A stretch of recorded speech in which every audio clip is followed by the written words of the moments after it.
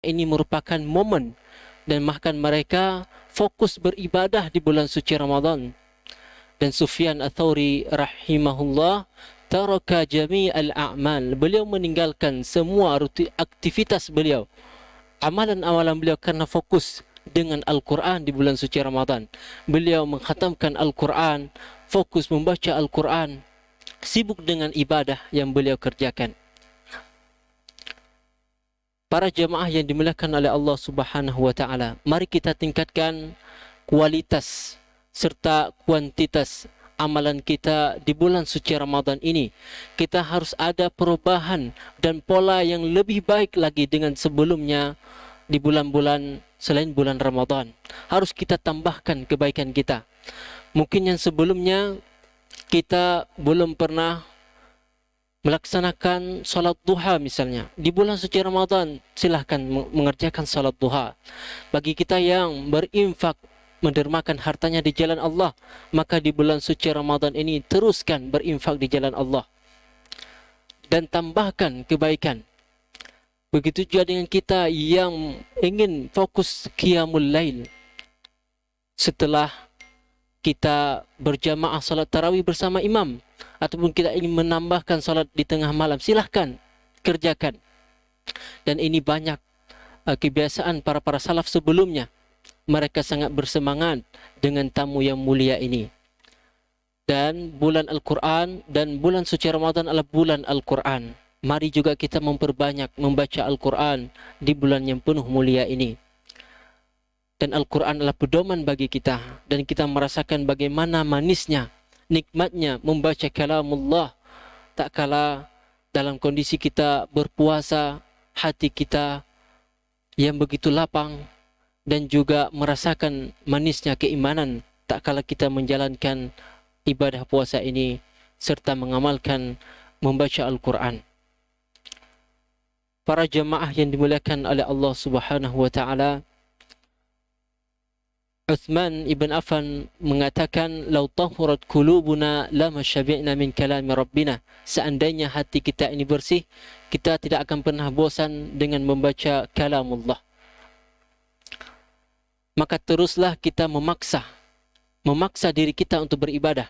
Kita tidak akan pernah merasakan kelezatan suatu ibadah itu kecuali kita memaksakannya. Kita tidak akan pernah merasakan manisnya salat malam, bermunajat, berduaan dengan Allah Subhanahu wa taala, kecuali kalau kita sudah memaksakan. Maka kalau kita terus memaksa, lama-lama akan menjadi kebiasaan. Setelah kebiasaan ini kita teruskan, akan menjadi kebutuhan bagi kita. Kapan kebutuhan itu tidak terpenuhi, maka kita akan merasakan sesuatu yang tidak enak pada diri kita. Itulah tak kala ibadah itu sudah melekat, bahkan sudah kita cintai sehingga mendapatkan ridha dari Allah Subhanahu wa taala.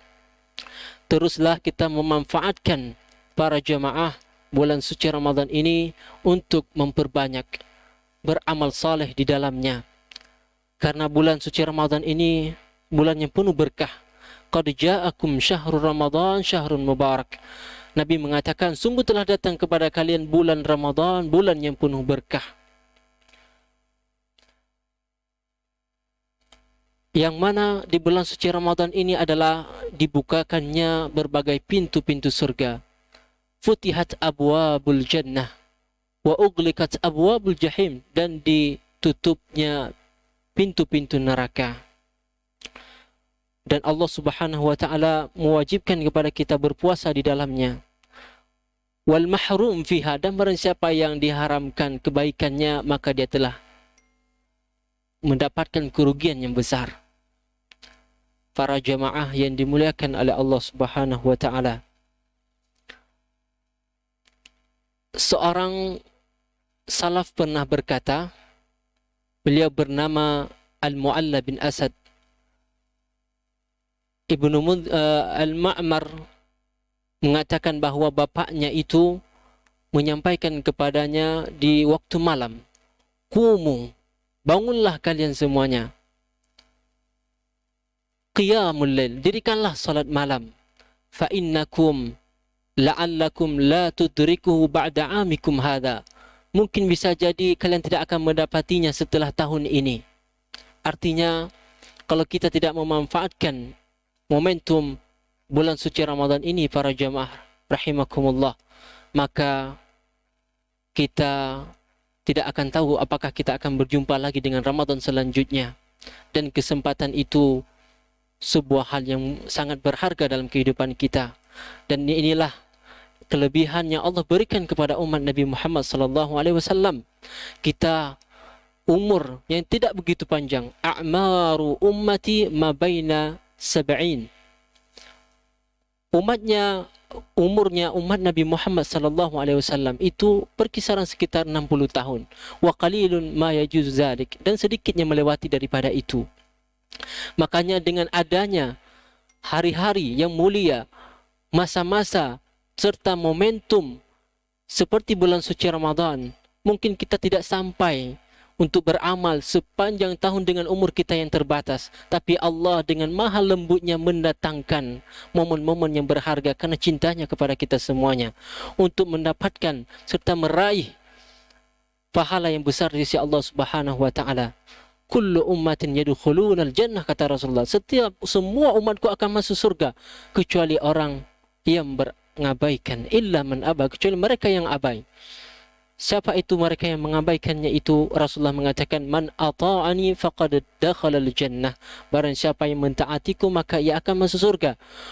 Wa man asani faqad aba. Barang siapa yang bermaksiat kepadaku maka dia telah mengabaikan. Para jamaah yang dimuliakan Allah Subhanahu wa taala, semoga Allah memberikan taufik kepada kita semuanya, karena kita tidak mengandalkan otak dan otot kita di bulan suci Ramadan ini. Bukan kita mengandalkan badan yang kekar dalam beribadah kepada Allah Subhanahu wa taala. Bukan juga kejeniusan akal kita dan otak kita yang brilian, bukan para jamaah. Tapi ini ibadah adalah taufik dari Allah Subhanahu wa taala.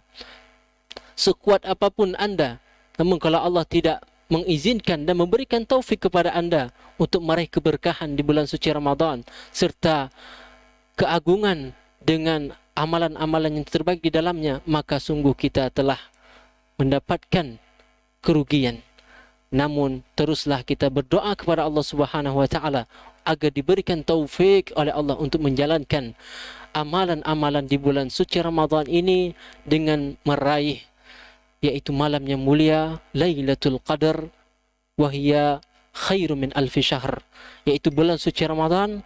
Di dalamnya ada malam Lailatul Qadar dan dia lebih baik daripada 1000 bulan.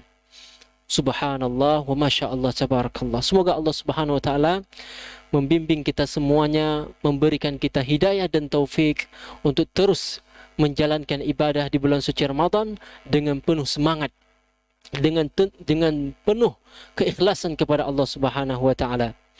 هذا وصلى الله على نبينا محمد وآخر دعوانا أن الحمد لله رب العالمين. السلام عليكم ورحمة الله وبركاته.